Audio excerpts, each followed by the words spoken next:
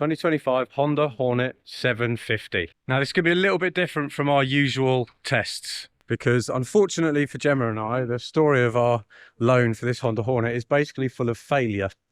Failure of childcare to turn up, failure of SD cards, failure of other equipment, failure of us to get our crap together just at the right time. This isn't going to be quite as visually interesting as our usual tests, and for that I can only apologise. Honestly, summer holidays, loads of stuff went wrong, childcare, I mean, just every time we arrange stuff, absolute nightmare.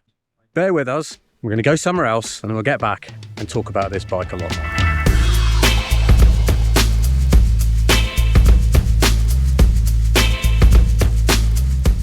Honda Hornet 750, here is our review, but before we start we are going to have to fess up on this one. I'm afraid we didn't get to do a lot of the stuff we normally like to do when we test. I'm devastated that we didn't get to dyno this bike. For our 2-week loan period with the bike, it just annoyingly coincided with a lot of very, very wet and windy weather. And my child was ill for like 4 or 5 days, so I couldn't do a whole load of stuff either. And then there was Gemma.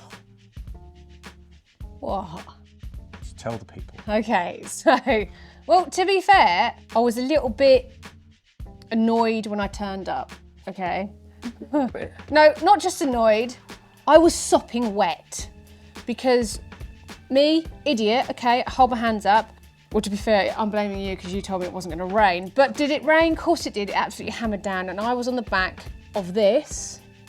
And where does all the spray go when you're being a pillion? On me. My legs were soaking wet, so I turned up, let's just say, in a very irked off mood. To say the least. Yeah. But kudos to the guy at Honda. He gave me some waterproofs, which was fine because it stopped me getting even wetter. I jumped on the Hornet, and because I was in that mindset of, I didn't give it a chance. Not really. Not really. I didn't really enjoy it. I wasn't enjoying the ride. No. I just sat on it and I just wanted to be home. And then the next few days, when you were commuting to work on it, it was pissing it down. It was, you know, windy. It wasn't particularly nice. And so you were essentially just doing the slog on it and you didn't quite enjoy it, did you? No. But some of the things you said eventually would turn out to be spot on about it. So one of the things you said to me was, oh, it just feels a bit wobbly. A bit spindly, a bit. Yeah. That's what I felt. Yeah, but there was a reason for that. Honda decided to use a smaller tyre on the Hornet than they would do on the GSX-8S, for example. The tyre itself was actually good. It was a Michelin Road 5, so actually a good tyre for the wet, great. This comes on pucker Michelin. That's a big plus, that's a big bonus for a lot of riders. Didn't feel any problem with the grip, but it was just the spindliness. Yeah. This is going to sound really stupid because everybody wants a light bike, but I didn't. It almost felt too light to me. It felt too light and too, again, spindly. Like, just didn't give me a very good feedback, but that could have been in my head, not giving it a chance and just going. No, it's a really pertinent point because it's happened to me through my career. I've been, for whatever reason, not in the right frame of mind when I've been introduced to a bike and just been like, and I can't help it. And it's taken a long time to get past that, to then delve into find out what is actually good about it. And when I got the bike off you eventually, I kind of felt the same to start with. And generally, it's just quite nice to ride. It's just a few chassis foibles that kind of make me go, There are other bikes that handle better and feel sturdier while still dealing with UK bumps. Again, it's a typical Honda. It's like, to me, Honda is like the Apple, you know, Apple phones? It's like the Apple of the motorcycling community.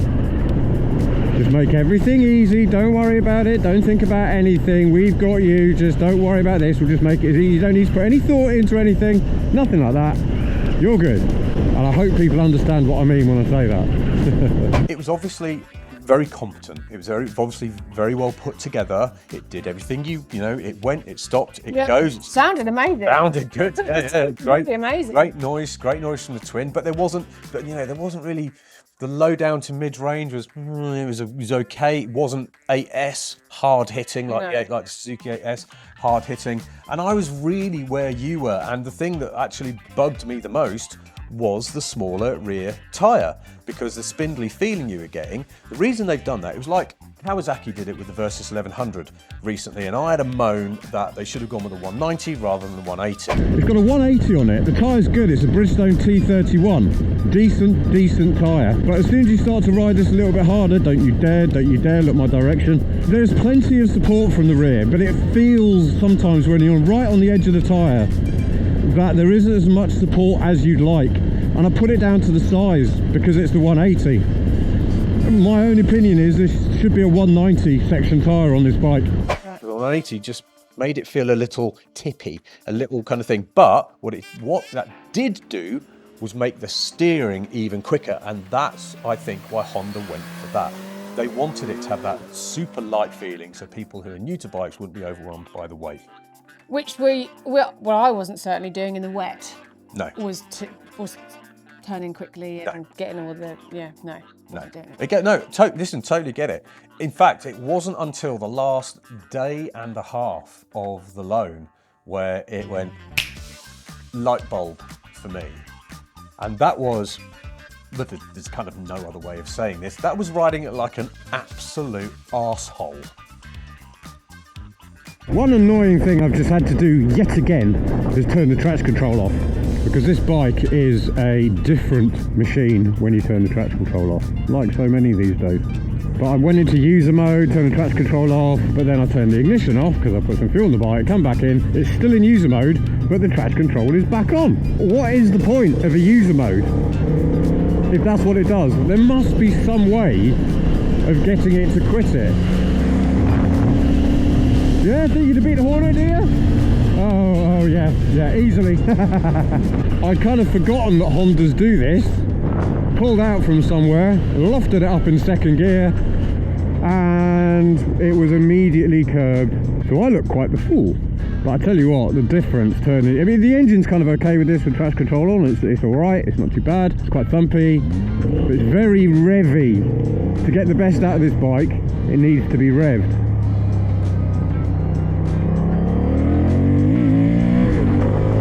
And when you're revving it, well, like I say, it is a lot of fun, but it's also the point where the suspension and the chassis setup kind of goes, ah! When you did that, oh my word, the bike really opened up. It really came alive. And because the standard suspension setting is so soft, it was like proper, when you really started putting load and weight through, it was like proper clown shoes. Hilarious stuff, but funny good. Yes, I'm a bit soft and a bit bouncy. I mean, that's kind of fun in some ways, don't get me wrong. It means it's goofy, especially when you're wheeling and the shock's kind of doing this. Bouncing along like crazy. It's kind of fun and I like goofy, don't get me wrong. This is the thing, I'll tell you what it really reminded me of. Do you remember the Z650? Like the Ninja 650, they were the same. Lots of suspension movement, hilarious, you'd be giggling the whole time.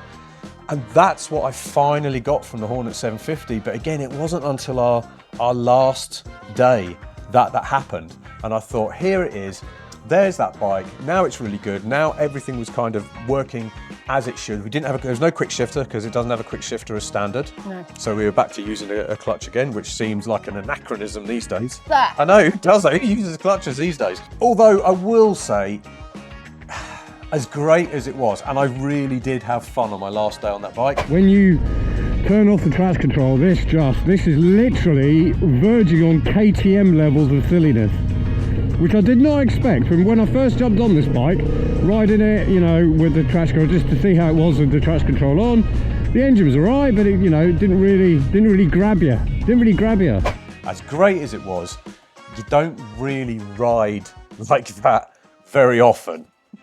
And I still think that our initial assessment of that Hornet 750 is a great bike. It's a decent road bike. It just didn't have that Je ne sais quoi. Do you know what I mean? It didn't give the...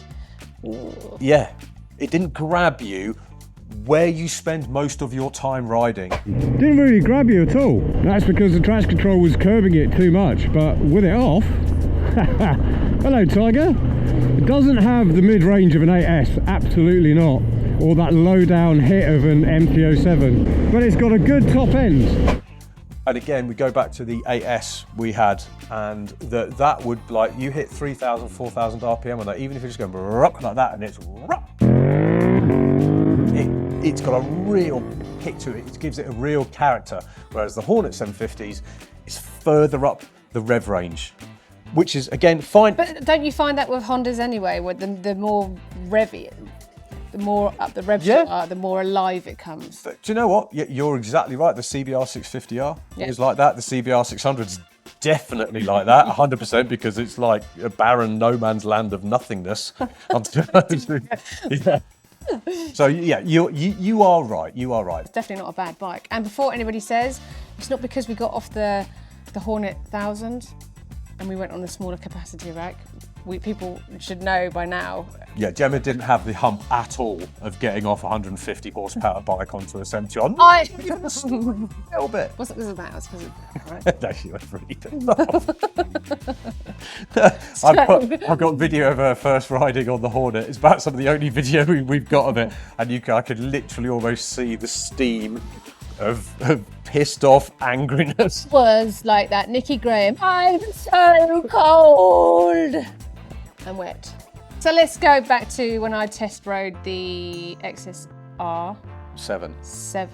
Yeah. Is it 750 or 7? 7. XSR 7. MT-07 engine, same thing. MT-07 engines, what he said. I got on it and I was like, ooh, because the tyres are all knobbly. I'm not used to that. But I found that more spindly as well. It was a bit like, eh. Yeah, you do get that with some bikes sometimes. I totally understand the feeling, and it's the kind of thing that I think in 20 years' time you get on a bike like that, you probably won't bother you. No, pulling away and giving some wheelies and probably some fat ones. Probably she's already doing that. Because you're still quite close to the start of your journey, am I wrong when I say, as you go up from your 125, your 2, every bike that's heavier, bigger, chunkier, more solid chassis makes you feel more comfortable? Yes. And that was my problem, because I got off essentially a heavy bike onto a lighter bike, and I was like, ah! Yeah, it can happen. I'll wrap up my side of things like this when it comes to the Hornet. I can absolutely see why so many people buy them, especially as Honda keeps the price ballpark, is good, decent offers, all the rest of it. It's a well put together bike. Quite nice in traffic, this bike, I won't lie. One thing I am struggling with a bit though is the seat. I'm not finding it the most comfortable seat in the world. You really sit in this bike. You know, the seat's low, you kind of just feel, this all feels quite high. There's nothing necessarily wrong with that, but there's not much weight on the front at all, as you can see. So easy to use like this. And I think that what it means is basically it's going to be nicer for newer riders. More experienced riders will end up kind of going, need a little bit of weight on the front so I know what the front is doing, innit? There's not much weight on the front, which is possibly why when you turn the traction control off and this whole thing changes, it wheelies like an absolute tit. This will lift in third gear. Third gear. It was great on fuel. Yeah. Like, outstandingly good on fuel. Sounded amazing. Sounded amazing. We may have preferred slightly large tyres, yeah, but the tyres themselves were Michelin's. Fine. Excellent Michelin's on them as well. It is a really good bike. It is just, again, this is just an exercise in how circumstance can sometimes really colour your opinion of something. It coloured yours and it coloured mine. Both of us at the same time. And I'm kind of sad really that you didn't get that last little chance like I did to ride it like you'd just stolen it off someone. Well, because you were too busy riding it like you stole it off someone. Sorry. Oh, shit, that's it's your fault. It always is. Overall then, good bike. Granted, despite our initial reservations, better bike than we initially gave it credit for. Way, way better, and apologies, but hey, at least we've been honest in how we ended up getting eventually to this point. So, Honda Hornet 750. These two wheels feels unexpected.